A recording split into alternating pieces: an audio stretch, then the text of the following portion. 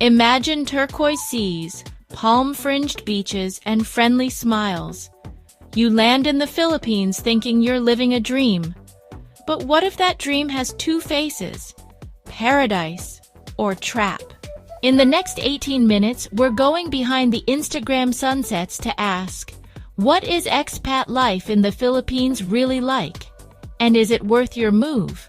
But before we answer that, let me tell you about Marcus, a 35-year-old software developer from Seattle who sold everything, bought a one-way ticket to Cebu, and thought he'd found heaven on earth. 6 months later, he was questioning everything. What happened? Stay with me. Let's dive in. First, the dream. Why so many Westerners are drawn to the Philippines? Let's talk about affordability. Compared to many Western countries, you can stretch your dollar further. For example, a comfortable lifestyle for many expats in 2025 in the Philippines is around 60,000 to 90,000 pesos a month, roughly 1,000 to 1,600 US dollars in a city like Cebu. That's less than what many people pay just for rent in cities like New York, London, or San Francisco. Think about it. Your entire monthly cost of living, rent, food, entertainment, utilities, for less than a studio apartment back home. Now, let's talk about the tropical climate and beach lifestyle.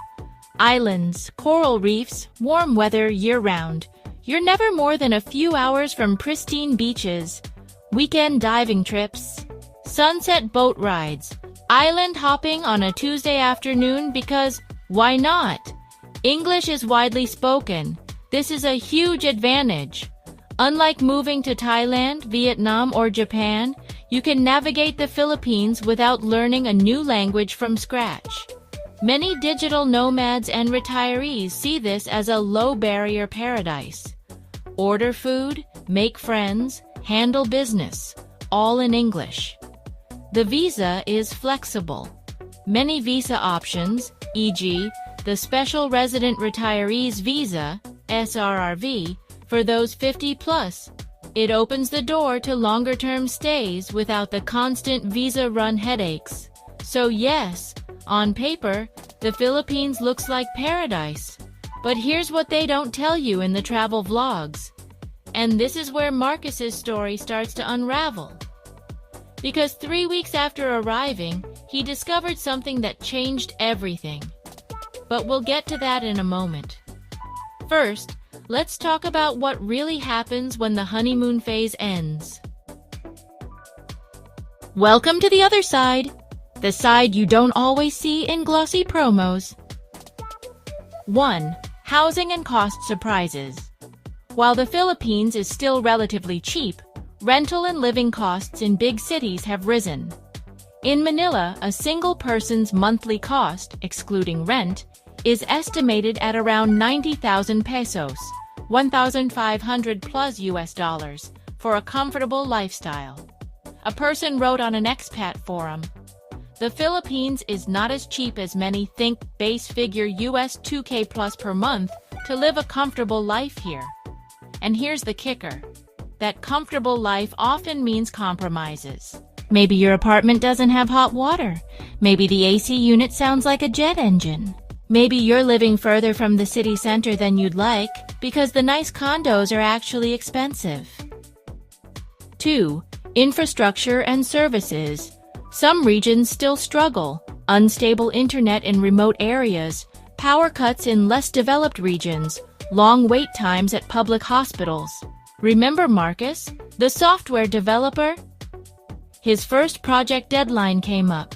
He needed to upload a major file to his client. The internet went out for 3 days. In week 4 of living in paradise, he had to pack up his laptop, find a mall with reliable Wi-Fi, and work surrounded by karaoke music and food court chaos. Not exactly the work from paradise lifestyle he'd imagined. 3. Cultural and emotional challenges. culture shock hits harder than you think. Even though English helps, understanding local customs takes time. The concept of Filipino time, where punctuality is flexible. The indirect communication style where yes doesn't always mean yes. The bureaucracy where a simple visa renewal can take multiple trips to immigration offices. And then there's the loneliness. Sure, you meet other expats, but those relationships can feel surface level. Everyone's just passing through. The locals are friendly, but truly deep friendships across cultural lines? That takes years, not months. 4. The trap elements begin to emerge. The comfortable life you envisioned might become routine and complacent. Friends back home are climbing corporate ladders, buying houses, building careers. Meanwhile, you're... what? Having another beer at the beach bar with other expats who are also figuring things out? Some days it feels liberating. Other days it feels like you're stuck in island time while life passes you by. So, paradise? Yes, but with caveats. And now we need to talk about the darker side, the part that can genuinely become a trap, because what happened to Marcus next almost destroyed him financially. So before we continue, if you're getting value so far, could you please drop a like on this video? This really means a lot to me, and I appreciate every single like. Thank you. Now let's talk about the trap, because paradise can also seduce. The number one trap is emotional dependency.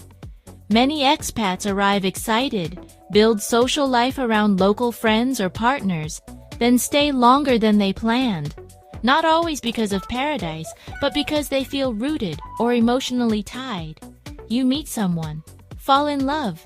Suddenly leaving feels impossible. But are you staying because you want to, or because you feel obligated? Are you building a life together, or are you being held by invisible chains of guilt and expectation? Trap number 2, the financial illusion.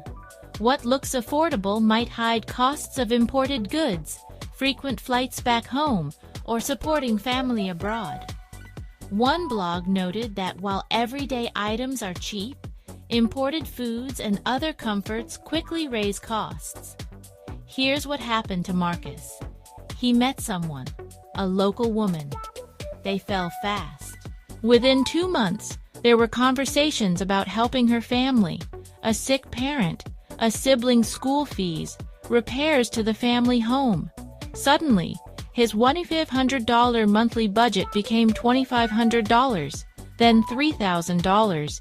He was sending money home to cover his own expenses he'd left behind, supporting his new partner's family, and maintaining the lifestyle he'd promised himself.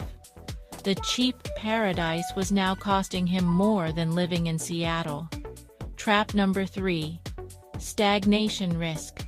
You moved abroad for freedom, adventure, opportunity, but you're doing the same job, same routine, same conversations at the same beach bar every Friday night. The dream of new life becomes same life, just cheaper. You're not growing. You're not building toward anything. You're just existing. In a beautiful place, yes, but it exists nonetheless. 6 months in, Marcus looked at his life and realized he'd escaped his old routine only to create a new one that felt even more empty. Trap number 4, relationship and cultural minefields. Dating or relationships across cultures can bring deep joy, but also misunderstandings, power imbalance, or dependency. Not everyone talks about that when selling the dream. There's often a financial power dynamic. You have dollars or euros. Your partner's family has needs. Where does generosity end and exploitation begin? And how do you know if the relationship is genuine or transactional? These are hard questions, and they don't come with easy answers. Trap number 5, Visa and exit pressures. If you're staying long-term, the visa system, healthcare, pension planning, and eventual exit strategy matter. What if you need to leave suddenly? What if there's a family emergency back home? What if your remote job ends and you need to find work? Marcus faced this when his main client dropped him. Suddenly, he needed to return to the US to secure more work, but he'd spent his emergency fund. He was stuck, not because he loved paradise, but because he couldn't afford to leave it. So yes, the trap isn't necessarily bad, but it's the subtle risk of ending up stuck rather than flourishing. But here's the thing, it doesn't have to end this way. There's a path through this that actually works, and I'm going to show you exactly how to walk it. But here's the good news. A balanced expat life in the Philippines is absolutely possible if you approach it right. Firstly, start with a mindset shift. You didn't come to the Philippines to escape your life, but to build a new chapter. This is critical. If you're running away from problems, those problems will follow you. Depression doesn't care about palm trees. Lack of purpose doesn't vanish with better weather. But if you're moving towards something, a different lifestyle, a creative project, a business opportunity, a genuine cultural experience, then you have a foundation. Embrace the culture. Learn some Filipino Tagalog. Make local friends, not just expats. Even basic phrases transform your experience. Salamat. Thank you. Magandang umaga. Good morning. Kumusta ka? How are you? Locals light up when you make the effort. Join local activities. Volunteer. Take a cooking class. Learn about the history. Don't just live in the Philippines, live with the Philippines.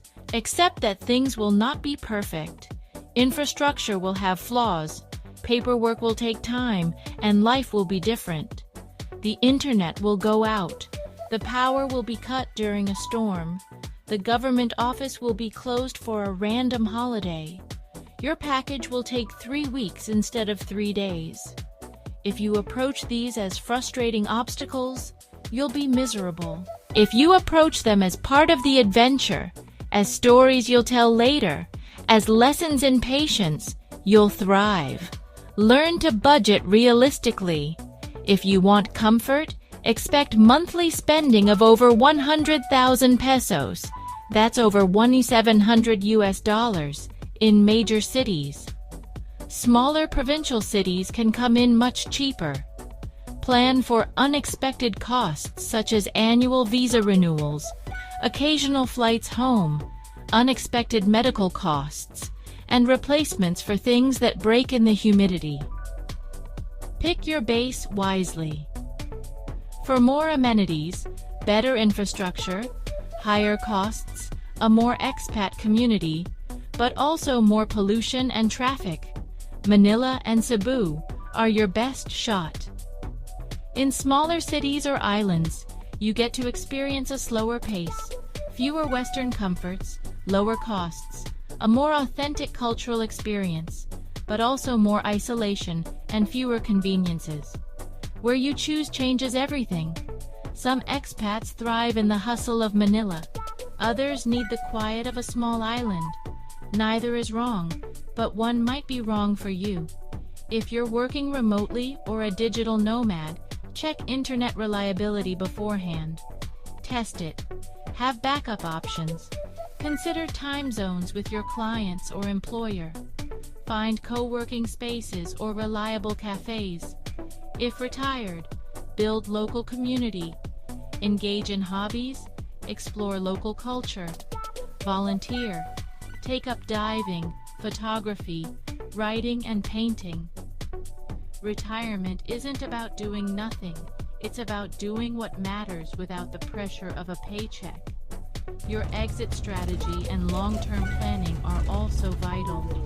What happens if you want to leave after 3 to 5 years? Keep skills current. Maintain connections in your home country. Don't burn bridges. Stay employable. Save money that isn't tied up in Philippine assets. What about aging, healthcare, and estate planning? Philippine healthcare for routine matters is fine. For serious conditions, you might want to fly to Singapore, Thailand, or home. Plan for that. Get international health insurance. Have an estate plan that accounts for assets in multiple countries. Don't just move for cheap life, move for quality life.